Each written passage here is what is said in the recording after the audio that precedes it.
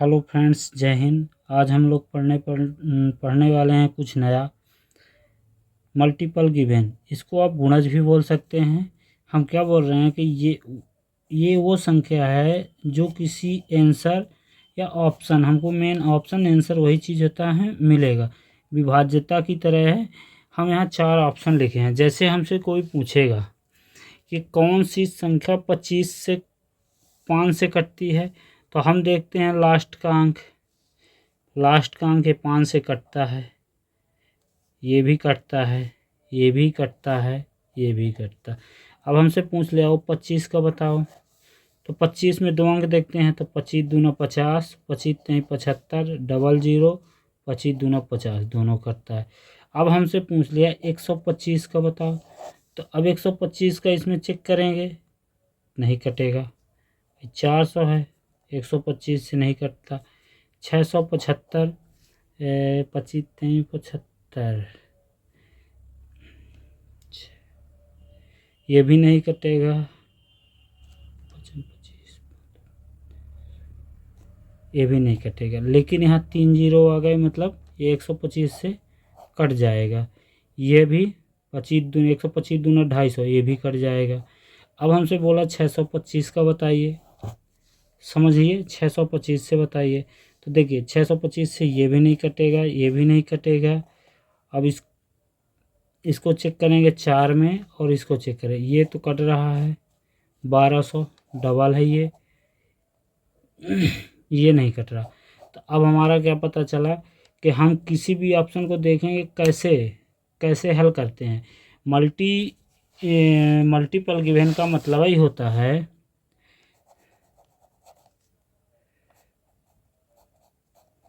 Multiple given, इसका मतलब होता है कि जैसे अभी तक हम लोग पढ़ रहे थे विभाज्यता के नियम, जैसे हमसे बोला जाता था कि 7 के विभाज्यता का नियम क्या होता है, 7 के विभाज्यता का नियम क्या होता है। हम बोल देते हैं उस संख्या में या तो 2 इकाई के अंक में 2 का गुणा करो, फिर घटा के चेक करो। तो हमको अब ये ऑप्शन हमको 4 4 देंगे, तो हम डायरेक्ट ये नहीं चेक करेंगे, डायरेक्ट हम उसको 7 ही से भाग दे के चेक कर लेंगे। ऑप्शन का ऑप्शन जो जाएगा वही आंसर मिल जाएगा। अब जैसे हमको क्या बोला था 7 के नियम में, हम बोले थे कि लास्ट अंक में 2 का गुणा करिए और घटा दीजिए, बाकी शेष अंकों के साथ घटा दीजिए। जैसे हम बोले थे, जैसे कोई लिखा है मान लीजिए 91 मान लेते हैं, हम क्या बोले इसमें 2 का गुणा करिए और शेष अंक के साथ घटा दीजिए। तो 2 को घटाएंगे तो क्या आ जाएगा 7, तो ये 7 से फुल्ली डिजिबल। मतलब जो भी ऑप्शन आएगा, जैसे अब यहाँ हम बोले 91, तो 91 में देखेंगे तो कहीं ना कहीं 7 होगा, जब तो उससे कट रहा है 13। देखिए 13 और 7, 13 और 7, तो देखिए 7 है ना, 13 7 91। तो मैं वही बोलना चाहता हूँ कि जहाँ भी हमारा आंसर होगा वहाँ वो संख्या अवश्य होगी। ये हमारा कैलकुलेशन को बताएगा। जैसे हमको दे देता है कि 25 का मान 100 है, 25 का मान 100 है, तो 91 का कितना होगा। तो हम क्या बोल रहे हैं, जैसे हमको यहाँ दे दिया, फर्स्ट वे में समझिए कि 25 का मान 100 है, तो 91 का मान क्या होगा। हमसे यही हर जगह कैलकुलेशन तो कर लेते हैं, बस यही चीज़ पूछता है हमसे, ठीक है ना। यहाँ तक तो कोई भी कर लेगा। अब यहाँ या तो आप कैलकुलेशन करेंगे, तो क्या करेंगे, सीधे 25 का मान ये है, तो 100 गुणे 91 बट्टे 25 पे 25 से काटेंगे, 25 चौके 100, फिर 4 का गुणा करेंगे, 4 91 और 4 नहीं 36, ये चीज़ आपको मिलेगी। ये ऑप्शन है। मैं वही बोल रहा हूँ, एक ऐसी संख्या इसमें देखिए जो इससे ना कटे, ऊपर वाली से ना कटे।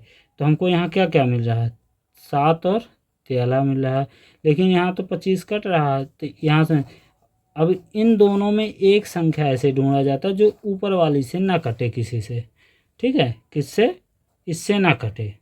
इसमें देख लेंगे, इससे ना मिले तो इससे हम आंसर करेंगे, इसमें ना मिले तो हम इसमें देख के इससे आंसर करेंगे। अब हमको देखना था ऑप्शन में, जैसे हमको 4 ऑप्शन दे देता 3 6 4, कोई भी ऑप्शन दे देगा हमको 4 3 3।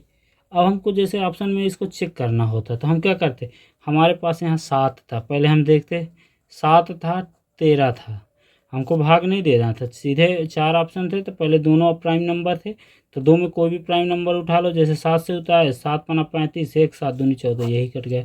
अब जब मान लो 2 ऑप्शन मिल जाते तो, लेकिन हमारे पास अभी 13 भी तो था, 13 से हम चेक कर लेते।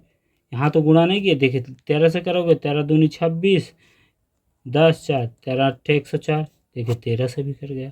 तो हम मेरे कहने का मतलब क्या है कि ऐसी संख्या चूज करना है, जैसे हम यहाँ बोल रहे हैं, क्या बोल रहे हैं कि जैसे कोई संख्या ए गुणे बी गुणे सी, यहाँ कोई भी संख्या मान लो डी, तो ऐसी संख्या देखना है फैक्टर बना के दो दो का, कि वो संख्या डी में इन तीनों में कोई एक मिल जाए, तीनों में कोई एक मिल जाए कि जो डी के साथ ना मिले, तो सीधे जो मिले हम उसी से ऑप्शन को टिक करेंगे। इस चीज़ का आज आप इसे देखिए, कल इससे रिलेटेड आपको क्वेश्चन बताएंगे, आपके विभाज्यता के नियम में ही बताएंगे कि इससे बनता कैसे है किसी चीज़, कोई आंसर आप कैसे हल करेंगे, आपका कैलकुलेशन बहुत बचा देगा, मतलब आपको गुणा भाग कुछ करना ही नहीं पड़ेगा। आप ये तो क्वेश्चन पढ़ेंगे, क्वेश्चन में देख के कोई एक वैल्यू निकालिए, आप उससे हल करिए। आपको बस देखना है कि हमको एक ऐसा प्राइम नंबर, मेन ये भी जान लीजिए उसको चूज क्या करना, सबसे पहले हम लोगों को अभाज्य संख्या देखनी है। क्या? अभाज्य संख्या। जैसे यहाँ 2 बोला है ना, ऐसे फैक्टर देखना है कि इनमें अभाज्य संख्या मिले, क्या मिले, जैसे एक फैक्टर ही एक फैक्टर, तो दोनों में क्या मिल जाए, अभाज्य संख्या। ऐसी अब और जो अभाज्य संख्या यहाँ मिले वो यहाँ अभाज्य संख्या नहीं मिलनी चाहिए, यहाँ वही वाली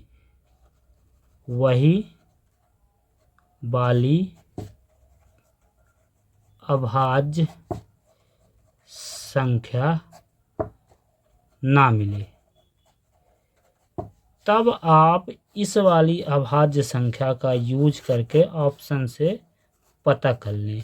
जो ऑप्शन इस अभाज्य संख्या से कटेगा वही हमारा होगा। जैसे अभी हम पिछले सवाल में बता रहे थे, अभी देखिए हम यहाँ बता रहे थे कि 7 और 13, तो देखिए 25 हमको यहाँ समझिए, यहाँ ऐसे लिखा है सेम, ए गुणे बी गुणे सी, तो ये देखिए 25, यहाँ मेरे दो अभाज्य क्या बने, 7 और 13, क्या बने हैं, दो फैक्टर, 91 के दो फैक्टर 7 और 13। तो देख समझिए 7 25 से नहीं कटता, 13 भी 25 से नहीं कटता, तो आप इन दोनों से जो ऑप्शन, पहले तो एक से चेक कर लीजिए, जिससे कट जाए वही आपका आंसर है। मान लीजिए बाई चांस 2 ऑप्शन मिल गए, तो एक से मिले हैं तो आप 13 वाले से चेक कर लीजिए, आपको जिससे मिले आप उससे लगाइए। जय हिंद। बाकी कल आप हम पढ़ाएंगे फिर से इससे रिलेटेड क्वेश्चन, आप हर सवाल मतलब हर एक चैप्टर में इससे लगाएंगे सवाल, कल जब क्वेश्चन कराएंगे तो आपको और समझ में आएगा, कल एक बार और बताएंगे। ठीक है, जय हिंद, कल फिर मिलते हैं।